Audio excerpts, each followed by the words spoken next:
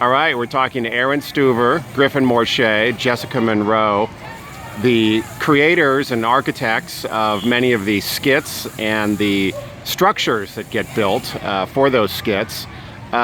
Maybe we can start with Aaron. What's the process that goes into figuring out how a skit is going to be designed and what's going to be conveyed? I wouldn't really say there's a process. It's kind of just Monday morning and we're like, okay, gotta come up with a skit for Saturday, and we kind of just start thinking of their mascots and what we can do to use kind of symbolism, not to directly, make their mascot, but to kind of show that it is their team. It's a hodgepodge. It is a hodgepodge of ideas definitely. that just come together. It's just kind of like we all just like spitball and throw things out there, and it all just comes together somehow. You can't do it on your own. You just have to sort of throw it back and forth between Yeah. We three or really four just people. sit down there. Like the first skit that we came up with, the Wheel of Misfortune, the first idea was game show, Wheel of Wow. Yeah, like go. Wheel of Bad things. Things. Like it's like weird things that we just blurt out, and then we're finally like, okay, all right, There we go. We got it. Yeah. Just matures over time. Yeah.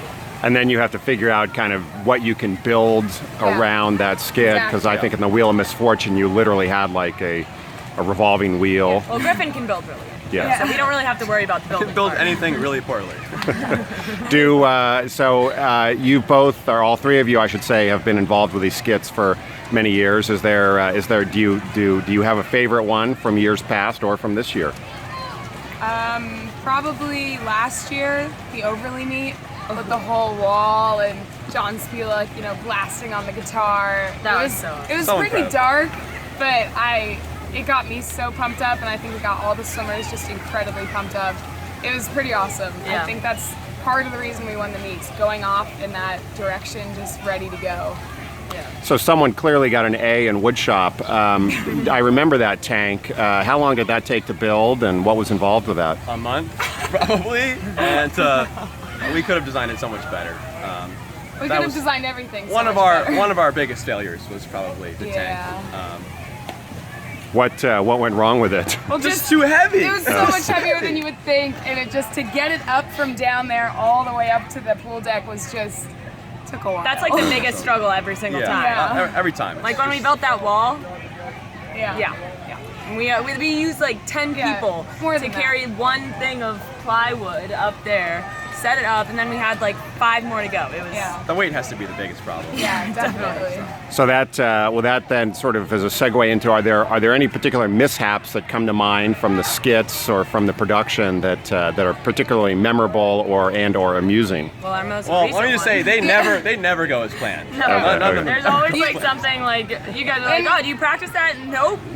No, we Yeah, don't. we always it's always like 12 o'clock at night, like the day before the meet, and we're like, oh my gosh, we have so many more problems than we thought. Yeah, like, we came in this past Saturday morning against Tuckahoe with the sail of our big pirate ship in the upper pool completely. like, The soaked sheets were in soaked. water, It was soaked. like 6:30. We have to take off all the sheets, run them out to the parking lot, lay them out in the sun, let them dry enough, and then we brought them back in, had Put to 'em back get on. the sail back up when And then- they were still and then- damp. Tuckahoe pulls in as we're doing that. I know. Tuckahoe's coming in while we're all like, just the coaches are up there like, trying to get the sail up. I mean, that was... And then of course in the national anthem, it's like swaying Yeah, it's like back and falling forth. over. All of us are like, oh my god.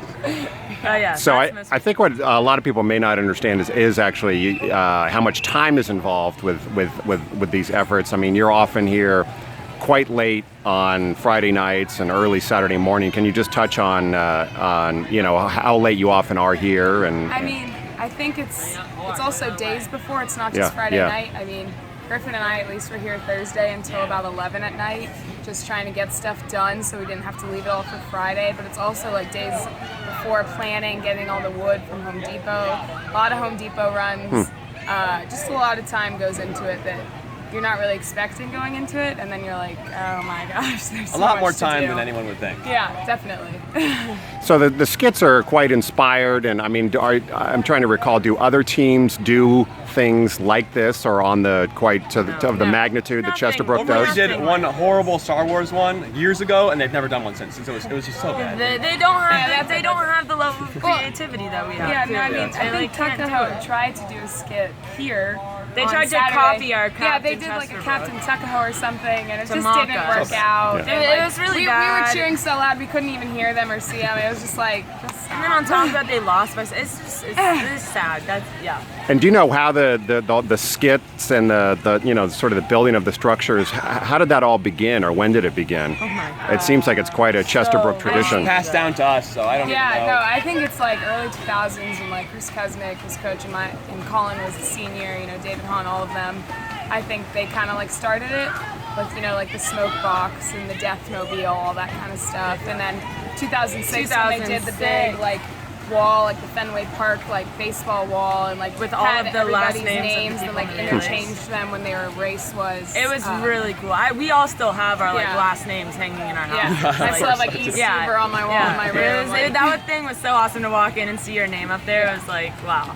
So in looking at some of the structures that have been built, I detect it's kind of a mix of different architectural styles, whether Baroque, Renaissance, maybe even Gothic. Do any particular influences stand out in your mind?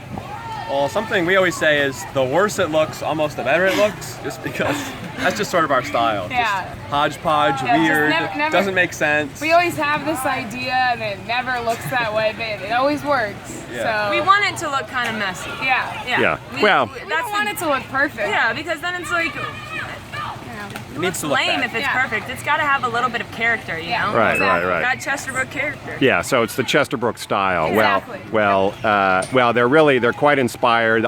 It's clear that they do help psych up the team, and it's great that all of you spend so much time and devote so much time and effort to doing this. So thank you for sharing your thoughts and recollections with the Tiger Shark Times. Of course.